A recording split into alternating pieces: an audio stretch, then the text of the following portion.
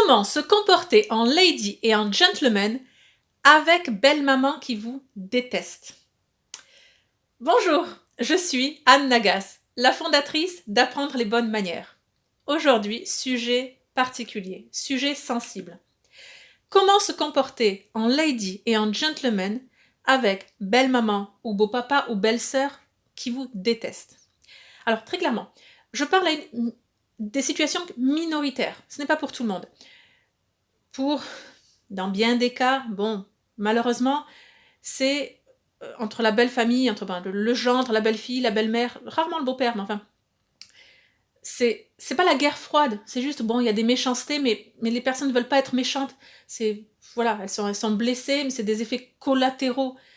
Les protagonistes ne se rendent pas compte que ce qu'elles font, ce qu'elles disent, fait de la peine à l'autre. Bon, mais c'est pas de la méchanceté volontaire, d'accord? Bon, c'est pas facile à vivre. Oui, mais on n'est pas dans une situation de guerre froide où on se déteste. Non. Mais par contre, il y a ce genre de situation parfois. Bon, donc, je ne parle pas, voilà. Je vais parler de ces situations où vraiment la guerre froide est déclarée. Bon.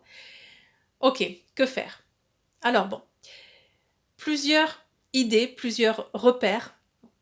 Le premier, la bonne nouvelle, c'est que les fêtes de fin d'année, ou ces réunions de famille, durent un court laps de temps. 24 heures, 48 heures, 72 heures, peu importe. Voilà. Donc déjà, avoir cette lumière au bout du tunnel, ça fait du bien. Ça te permet de tenir, d'avoir une date butoir, une heure butoir de libération, ça fait du bien. Ensuite, autre point. Écoutez, vos meilleurs alliés sont le silence et l'ignorance.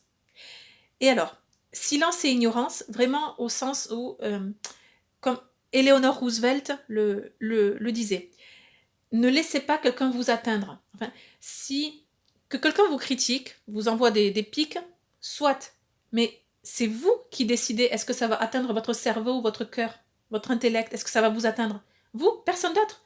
Donc, construisez ce bouclier en vous, cette carapace, et ça ne vous atteint pas. Ne ripostez pas par des soupirs, des onomatopées, ou en plus, pire, en répondant de façon sarcastique, critique, par des petits rires nerveux. Non, du tout. Vraiment, soyez impassible. C'est plus facile à dire qu'à faire, je le conçois, mais essayez cela.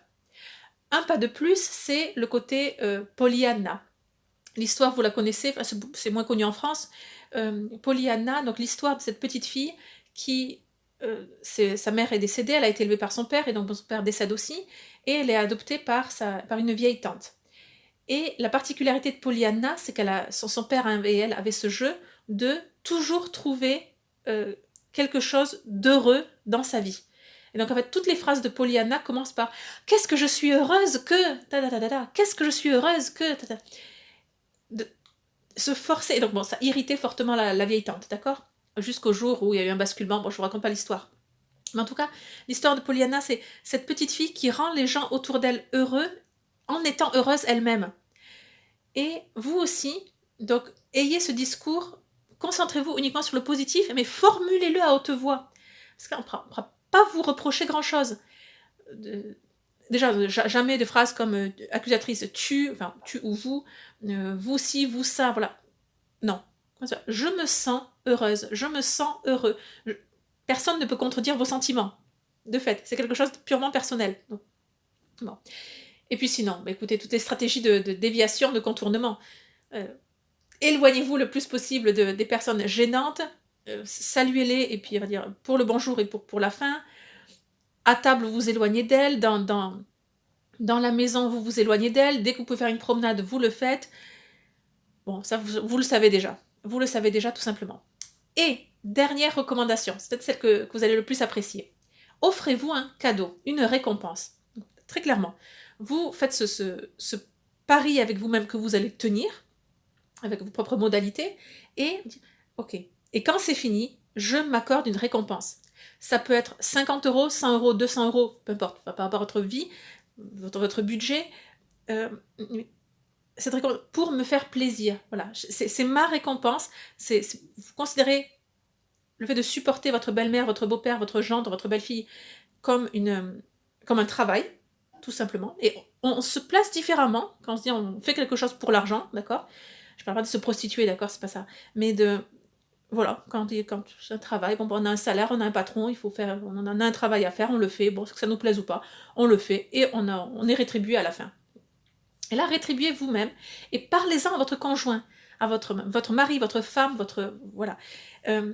Parce que vous allez vous dire: «Non mais bon, le budget familial c'est ric-rac, 50 €, 100, 200 € pour moi, non mais c'est pas» croyez-moi, pour qu'il y ait la paix à la maison, la paix à domicile, votre conjoint, votre conjointe, votre moitié va dire: «Très bien, bien sûr, prends».